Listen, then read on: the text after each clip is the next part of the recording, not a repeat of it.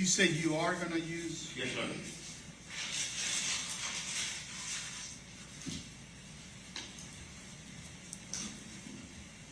You will speak slowly. Slowly. I'm going to talk very slow. I don't want you Less than 200 words a minute, right? Is that fair? Yeah. Or 300? It's about where you want. I used to get 700. No, Mm-hmm. no. When I first started, the court reporter would stop me. She's like, "You're touching 700 words a minute. I can't." She gets exaggeration. Oh, was she? Oh. I don't think 700 would be hard. That would be like that guy in that commercial. We're like our, that's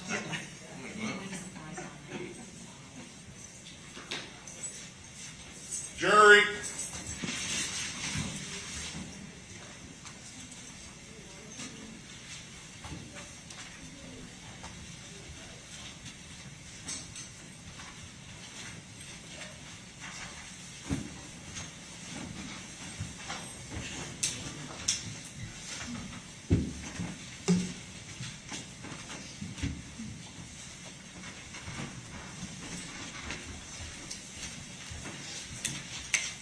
Do you do speakers?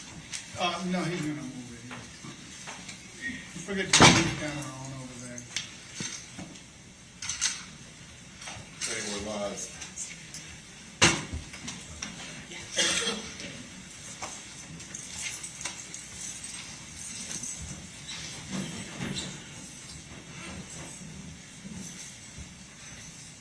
Okay, state you may proceed. Thank you, Judge. May it please the court and defense counsel? Yeah, hold on. Okay, go ahead. Yes, sir.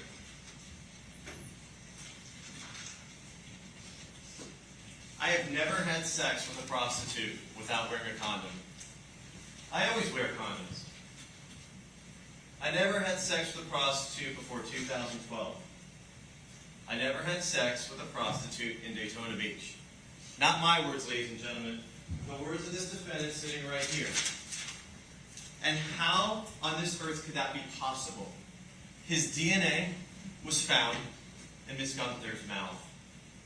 His DNA was found in the vagina of Miss Patton.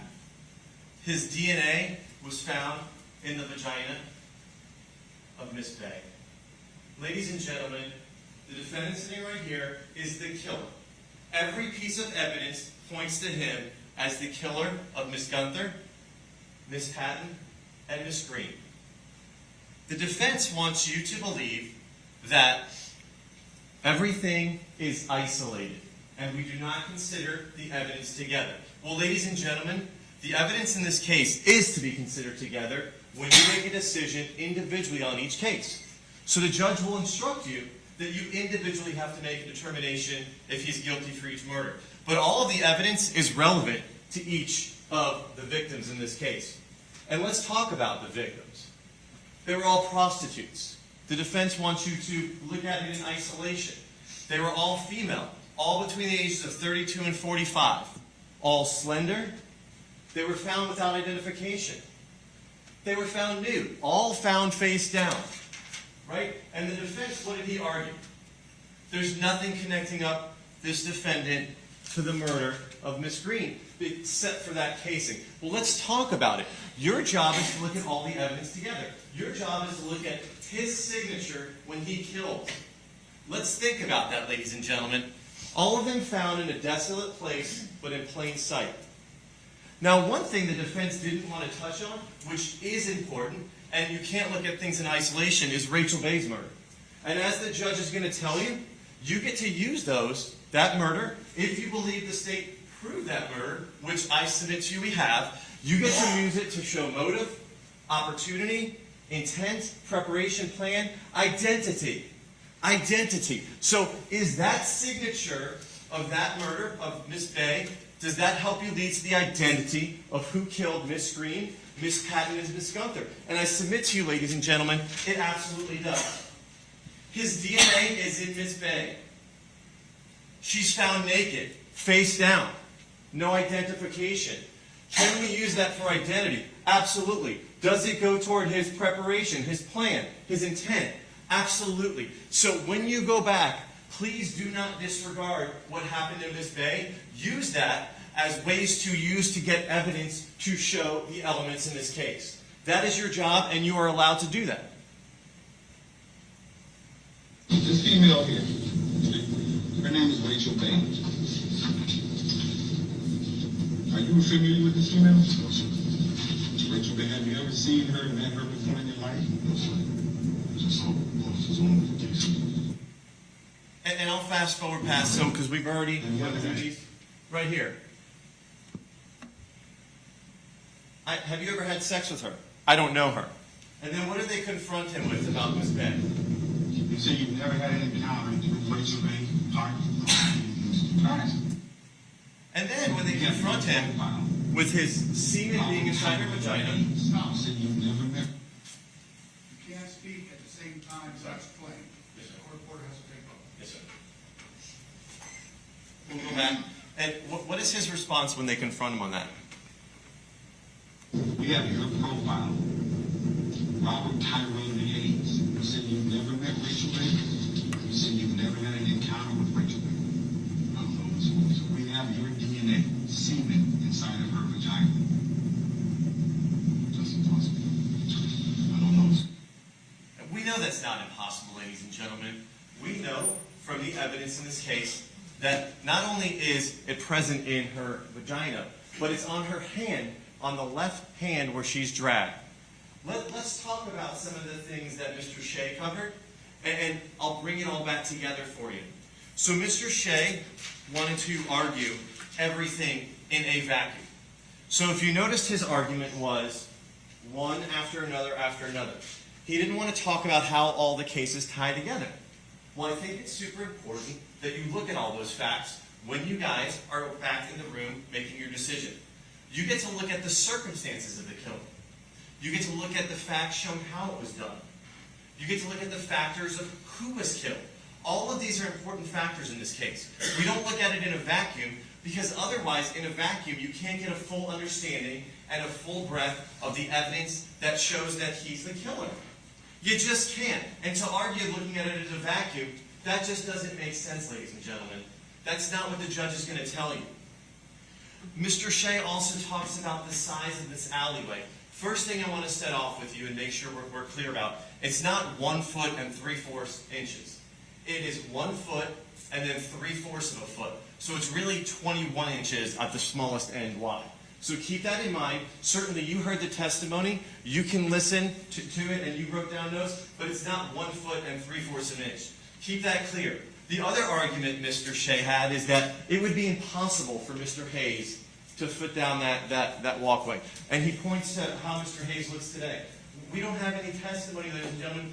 We all know that in life people get bigger as we get older generally. We put on weight. Our size changes. So to try and associate what someone looks like now to what they looked like 16 years ago, that does not really seem fair to do that in this case, ladies and gentlemen.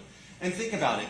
Miss Gunther was easily able to be positioned in that walkway, being able, you saw her, she was in a walkway position where she could actually be facing down, and she was completely able to be like that.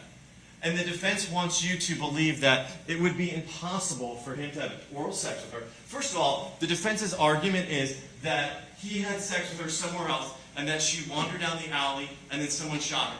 Well, let's think about that. How was she found? Naked, right? No clothes on? So the defense's argument is that she had oral sex with him some other time, and then she goes down this alley. I guess she's wandering around the neighborhood naked, which people normally do that and no one notices, right, ladies and gentlemen? Does that make sense? And then she goes down this alley, and then some other mysterious person kills her. Some other mysterious person who bought the same exact kind of firearm. And that's the thing we'll get to. Mr. Shea says that Omar Felix testified that 40 caliber gun, any 40 caliber gun or most, a lot of them could fire that bullet. That's not true, ladies and gentlemen. What did Omar Felix tell you? He told you there was only 2 types of guns that have 5 lands and grooves and a right twist. One was a pistol, right, which was the revolver, and the other one was an automatic gun. So the reason why the revolver was eliminated is because we have casings, right? The casings show that it was expelled, and they have ejection marks or marks on them showing it's expelled. So just keep that in mind when you're back there, ladies and gentlemen. There is not multiple guns that match up to that .40 caliber.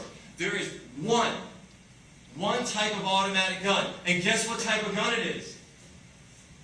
Smith & Wesson 40 BE that he purchased 3 weeks before he killed Miss Gunther. So keep that in mind. Please do not be confused. And if you need to review your notes, you'll see exactly what Omar Felix said. Keep in mind that Miss Gunther, she was in that alleyway. Think about this. In that alleyway, her clothes are under her, right? And that's where the bullet is found. And the defense, and if you remember the pictures that we showed you, the bullet looked like it was almost like it fired into the shirt and was stuck there. The defense wants you to believe that there's no way that bullet could have been corroded when they looked at it 3 months later. Well, what I submit to you, ladies and gentlemen, is Miss Gunther was there for a couple days, wet, moist area, right? That bullet got wet and moist. It wasn't packaged to prevent corrosion, and it was packaged in that shirt for 3 months before Miss Mazik went and actually found that projectile. So any assertion that it couldn't be corroded, it couldn't be the bullet that he bought, it's misguided, ladies and gentlemen. And think about what Omar Felix told you. He's seen situations where in one day, a projectile can corrode. One day. He's the expert, right? If you believe he's the expert and what he says has foundation, then you believe that, ladies and gentlemen. You take it for what it is. He's been doing this for 22 years. And he told you it could be a day, a week, 2 weeks. It could be any time limit. He's seen them all. So keep that in mind, ladies and gentlemen. And let's talk about the DNA in Miss Gunther's mouth. Slow down a little bit, okay? Yes, sir. Let's talk about the DNA in Miss Gunther's mouth. The defense it said that there was stuff that said that it could be several days. What I submit with the testimony we heard is that in the vaginal cavity, it could be possibly up to 5 days, right? And then in oral, it was mostly up to 6 hours. And they had their expert, Candice Liquor, come in. And did you hear any individualized cases where she said, I worked cases with oral swabs and these profiles I got days later? No, what did she do? What did the person who got $24,000 to come in and testify for this defendant, what did she do? She hopped on and she Googled some articles. Okay? Is that an expert? Is that someone you're going to rely on? Or would you rely on someone like we have in this case? We have Emily Varan. 26 years that she's been doing this. And what does she tell you? In 26 years, she's never gotten a full oral profile. Never! First case in 26 years. Thousands of items worth. Think about that. And the reason is, and what does she tell you? She's an expert, and in her opinion, she told you that it was her belief that it was very recently deposited. And let's think about that. Let's get to the actual...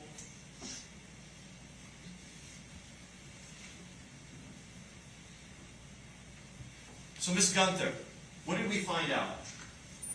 So the profile was 300 septillion, that it was somebody else besides him.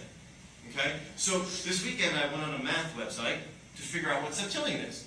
Let's go through and figure out what septillion is to see how much that it would have to have been him and in close time frame. We're not talking millions, we're not talking billions, we're not talking trillions, we're not talking quadrillions, quintillions, sextillions. We're talking septillions. That number is probably larger than any of us can even fathom in our minds. And yet his DNA matches to that number. Think about that, ladies and gentlemen. That means that strongest sample matching at 21 markers, it had to be very recently deposited to get to septillion. We're not talking a small minor profile. We're talking 21 of 21 markers. Keep that in mind while you go through and look at that, ladies and gentlemen. There's only 7.5 billion people in the world. And we're all the way down to septillion.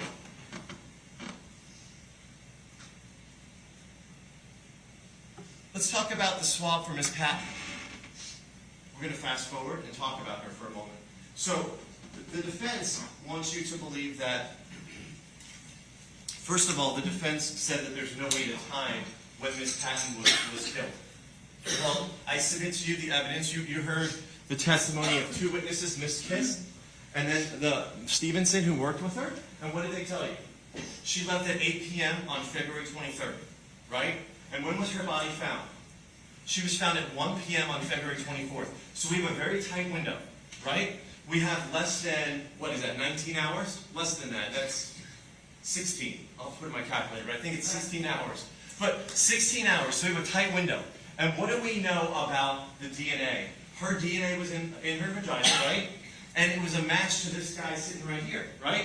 But what's really fascinating, and I'm not sure if any of y'all picked up on it when I was talking to the DNA analyst, and I asked her, do you remember right here, this is from Mrs. Patton's area, this is her clothing, and her underwear's there, and in her underwear, there was no foreign DNA to her.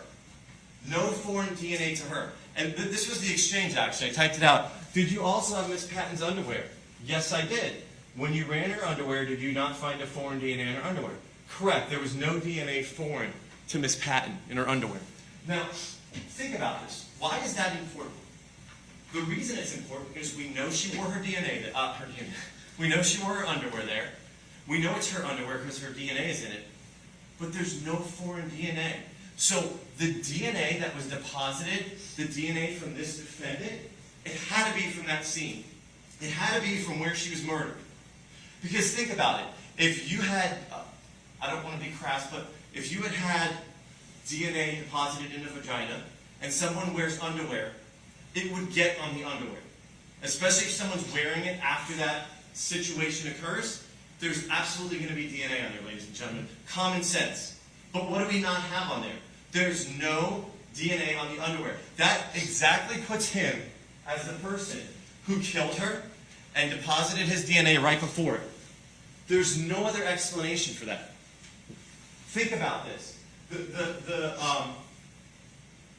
When we go back to Miss Gunther for a moment and the DNA in her mouth, the defense wants you to believe that Miss Gunther was wandering around naked, maybe, and after some sexual act with this defendant, he didn't kill her. She's wandering around a populated area where there's a bar across the street, and she's not spitting what semen might be in her mouth. She's not drinking. She's not doing things.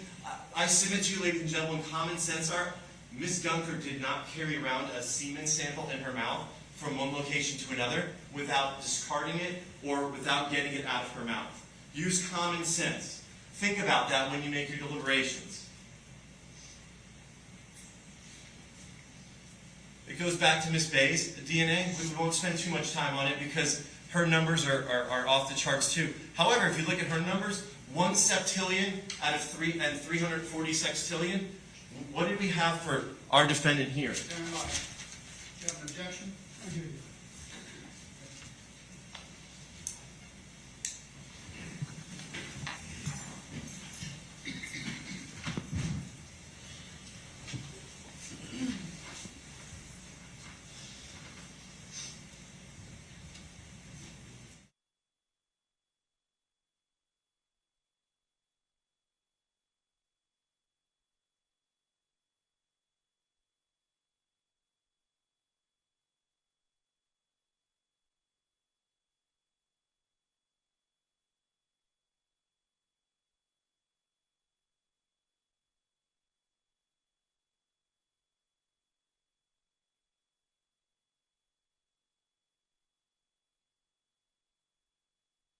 Here, with Miss Gunther, is 300 septillion.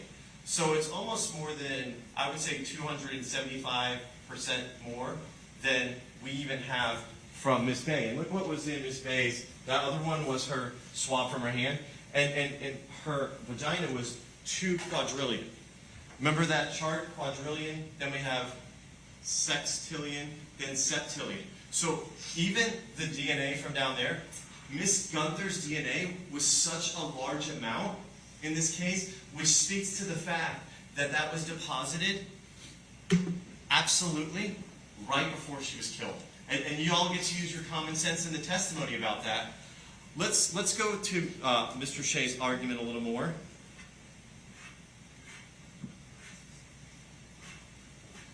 And talking about these tire impressions.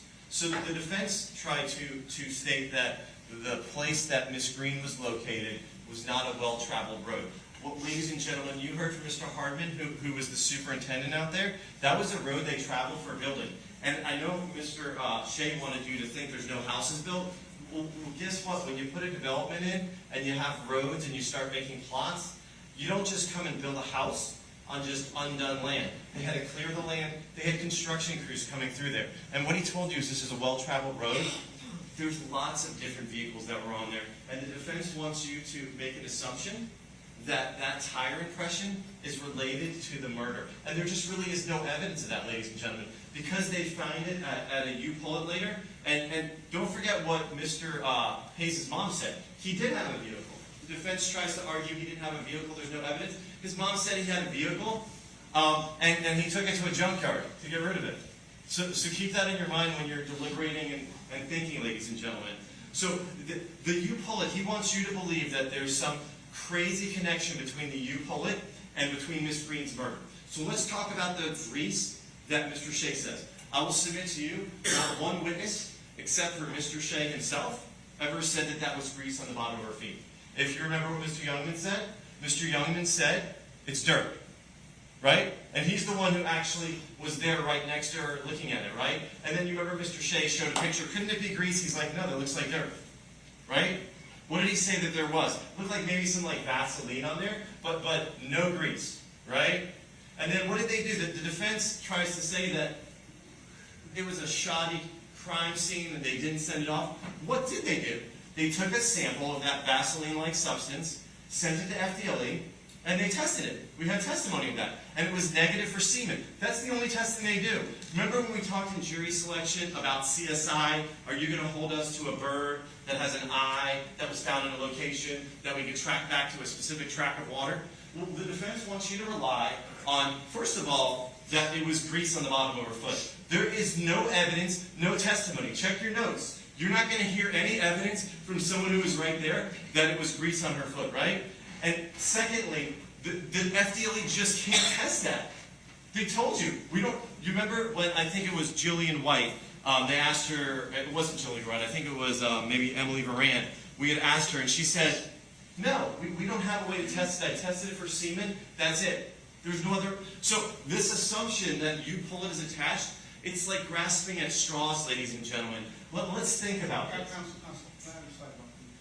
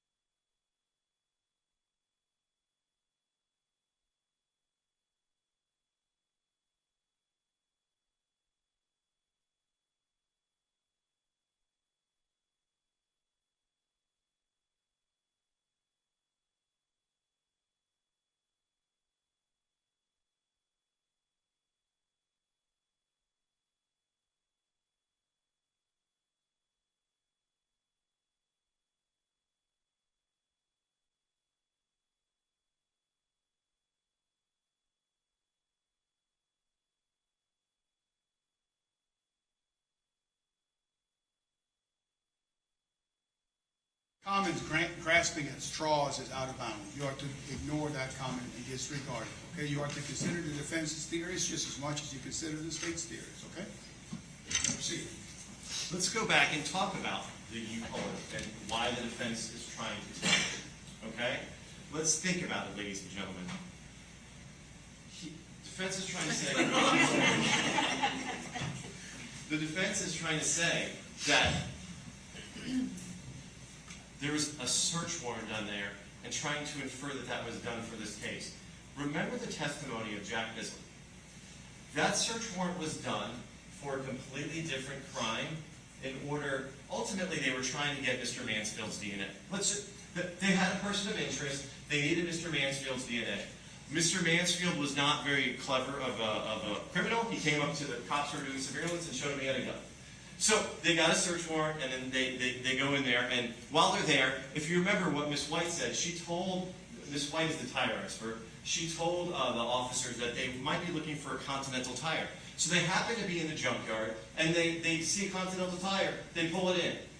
It matches to the one from the Julie Green scene. But does that mean anything in this case? It really doesn't, ladies and gentlemen. Trying to infer that some criminal activity happened at the U-Pullet, and the U-Pullet is the center of these 3 murders, just really doesn't match with the evidence. Okay, the evidence in this case clearly shows that the defendant is the one who committed these crimes. Would you typically use condoms with you? Yes. Always? Yes, sir. Was there ever an instance where you didn't use a condom? No, sir.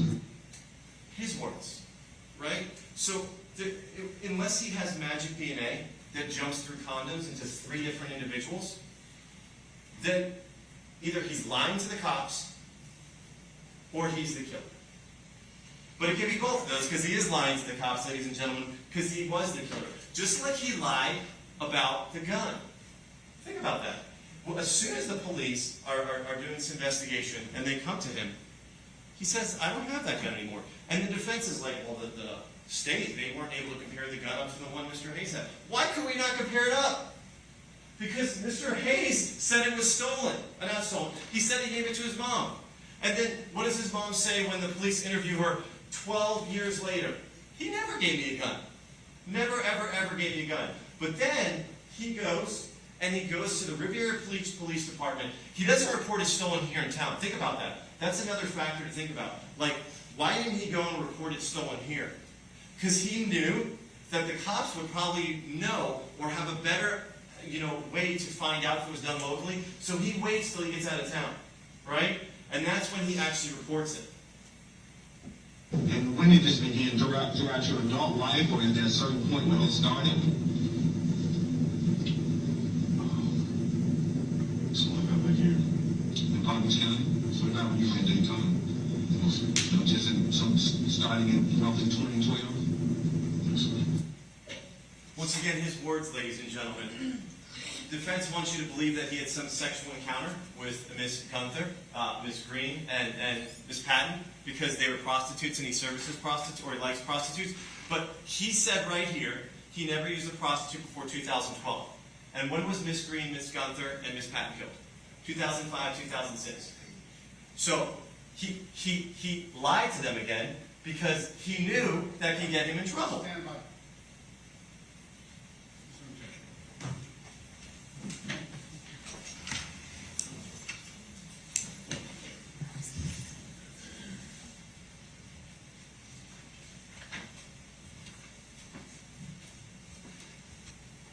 All right, ladies and gentlemen of the jury, both sides have commented on the evidence that was presented to you, but remember, you are to rely on your own recollection of what the evidence was. You may proceed. Thank you, Judge. Ladies and gentlemen, you have his recorded statement. If you wanted to listen to it, you certainly can. But I submit to you that was his statement to the police. That's the type of gun he bought. We already talked about it. He said he gave it to his mom, and they reported it stolen in Riviera Beach. We'll fly past this. This is just... So these are our 2 projectiles, okay? And what's important about those, ladies and gentlemen, is you can kind of even see a little bit the lands and grooves right here. The grooves. And see in this one, and you can see how that bullet is corroded. But what's super important is both of those bullets, even though the one from Ms. Gunther was corroded, it still was fired by that type of gun. Because it had that 5 lands and grooves with a right twist. And the defense tried to say that, and I abbreviated, full metal jacket is a range ammunition. And that trying to infer that you wouldn't kill someone with that. Well, if you remember Omar Felix when he testified, I asked him, in his career, 22 years, how many murders or about how many have you actually dealt with full metal jackets? And Mr. Felix said a majority of his murders were with full metal jacket bullets. So to try and infer that he only bought range ammunition and it's not used to kill people, that just doesn't match with the evidence, ladies and gentlemen. And then once again we have you can see, these are the casing from the Green scene, the casing from the Patton murder. There's where it says federal stamp, and we had the testimony. First of all, these casings were shot from the identical gun. Same gun, right? And then the same type of ammunition that the defendant bought. These type of casings were. Remember, he bought American Eagle, and it's stamped with a federal on it. And both of these are federal, and you can see they're 40 S&W. Just another factor. The defense wants you to believe that we're only isolated, but you have to consider everything in totality, ladies and gentlemen. Now, the defense is arguing that there was no premeditation. And there has to be, we can't look at each murder individually to determine premeditation. But what can we look at for premeditation in this case? Did this defendant acquire a gun 3 weeks before killing Ms. Gunther? Yes. Is that a factor for premeditation? Yes. Did he bring the gun with him? Yes. That's a factor for premeditation. Did he raise the gun up to the back of her head and shoot her? Yes. That's premeditation. That's reflecting on what you're doing. That's making a conscious decision. But he did that for Ms. Gunther, he did that for Ms. Green, and he did that for Ms. Patton. One time, maybe you could argue accidental shooting, I'm pulling it out of my pocket after experiencing this great sexual experience, and it goes off accidentally. But 3 times? You can't argue it's accidental 3 times. Those 3 times clearly show the premeditation. And any argument to the contrary doesn't make sense. The defense even said it was an execution style. Execution style infers that you're premeditating to kill someone, ladies and gentlemen. So really there is no question of premeditation in this case. There really isn't. The same person, this defendant sitting right here, killed 3 different women here in Daytona. Shot them all in the head. You don't accidentally do that. That's not just something that happens in some sort of fight. That is a premeditated thought to kill someone. When you go back and deliberate, you will probably have no question in your mind about the premeditation. Also, don't forget Ms. Bay was killed, right? And it was homicide. That's another factor.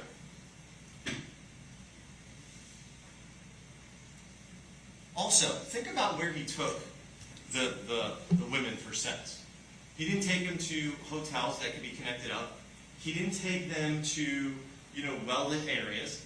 He took all 3 of our women to desolate locations or hidden locations. And the defense wants you to argue, and they're arguing that because Ms. Gunther was killed in an alleyway, it's not similar to Ms. Green and Mrs. Patton.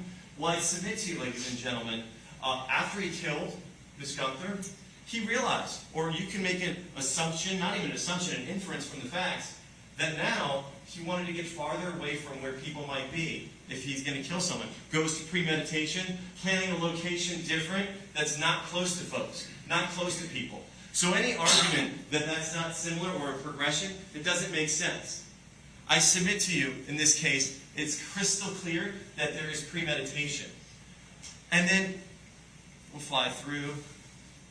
And then you also get to consider all 4 of these murders in conjunction.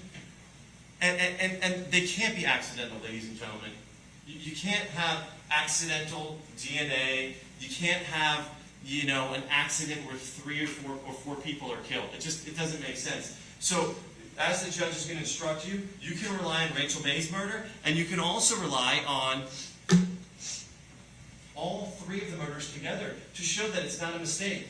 There's no mistake here. And really, let's think about what are the odds that your DNA would be present at 3 murdered women location. All of those murder scenes are almost identical in the way they're set up, who's killed, who's lying dead in the dirt. Same type of gun used at 3 of those scenes. You bought that gun 3 weeks before. You're located in Daytona Beach at the time that those 3 women are killed. You're located in West Palm Beach or Palm Beach County when one of the women is killed. Counsel, don't argue open rule. Go ahead. Yes, sir. Ladies and gentlemen, I submit to you the odds of that being able to happen and be an accident or just be happenstance would be off the charts. It would be in those astronomical numbers that we couldn't even fathom.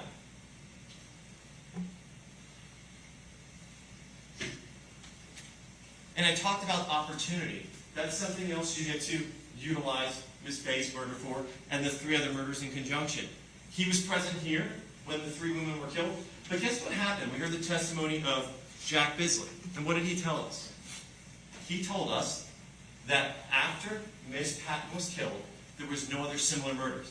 And guess who graduated in June of that year, in 2006, and headed back to Palm Beach for a little while? This defendant. So when he left the area, the murder stopped. That's a factor for you to consider, a factor for you to weigh.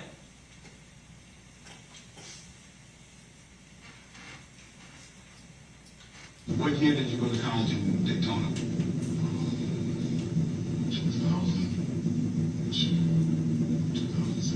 2006. What about, We're going to fly past that. Ladies and gentlemen, the judge obviously is going to instruct you, and Mr. Urbanik talked about this. These are the elements that the state has to prove. Nothing else. And obviously we know all the victims are dead.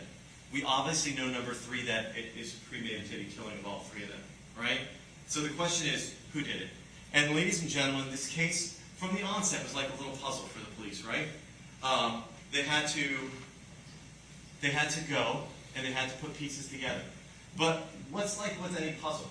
If you don't have all the pieces, you can't see what the puzzle's revealing. And in this case, they started having piece after piece.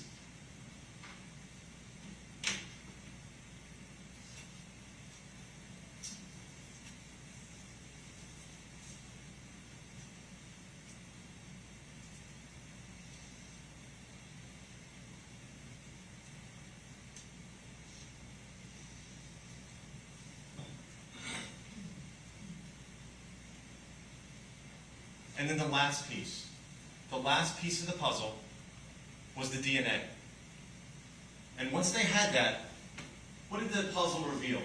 The puzzle revealed that this guy, in this photograph, he's guilty of first-degree murder of Miss Gunther.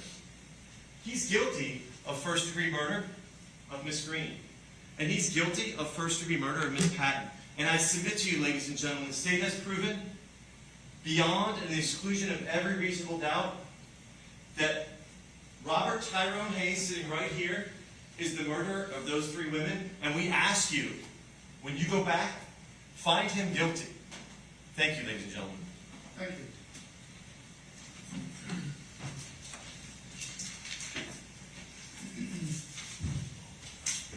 All right, ladies and gentlemen, we're going to adjourn for the day. Resume tomorrow. I want you here early tomorrow, 8:30. A couple of instructions. Number 1, there will be a special parking area that Bill will tell you where to go when you come in, and then put all your cars together in the same area. Number 2, if you don't mind, as a precaution, bring an overnight bag. I have to sequester you starting tomorrow, so just have your medications, your clothing, whatever it is that you need to survive for 24 hours without outside input or having anybody be able to bring you anything. We prefer it that way. Number 3, we'll take care of your meals starting tomorrow. So the first thing we'll do in the morning is we're going to give you menus. And I want you to make your selections because it takes about an hour and a half to get your food here. So we want to put in your lunch early enough so you get your food as close to the lunch hour as we can. I'm going to remind you once again, don't discuss the case with anyone. Don't do any research on your own. Don't start deliberating. You haven't heard the law. You will hear that tomorrow. And then deliberations will begin at that time. You have any questions?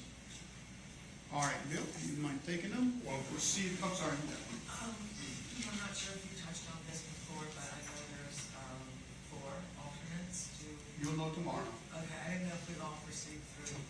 I'll have instructions for the alternates tomorrow. And the alternates will not be excused tomorrow. Okay? Only one, yeah. And the bags, are we bringing them in with us or leave them in our car? Leave them in your cars. Okay? Yeah, you don't have to bring them in here. Just leave them in your car. And when you say to.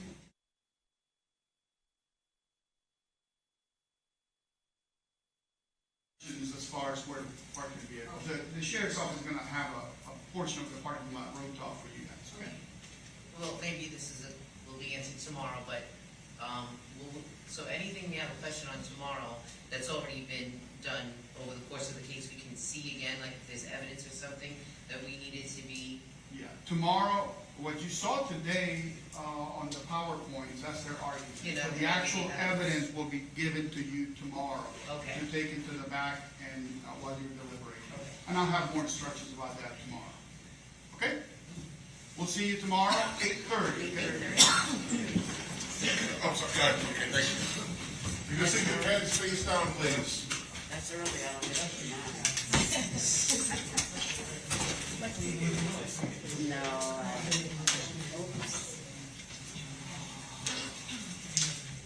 We back to the problem a little bit.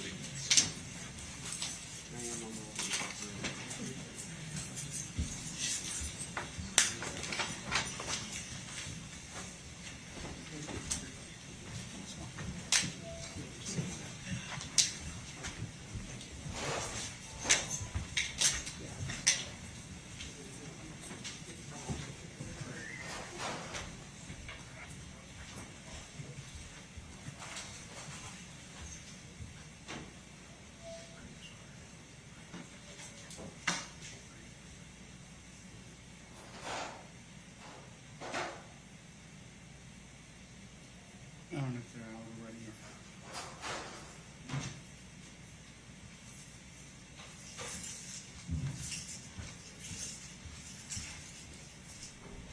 Can you start that camera right over there? Do you know how to do it? Hopefully. It's on the.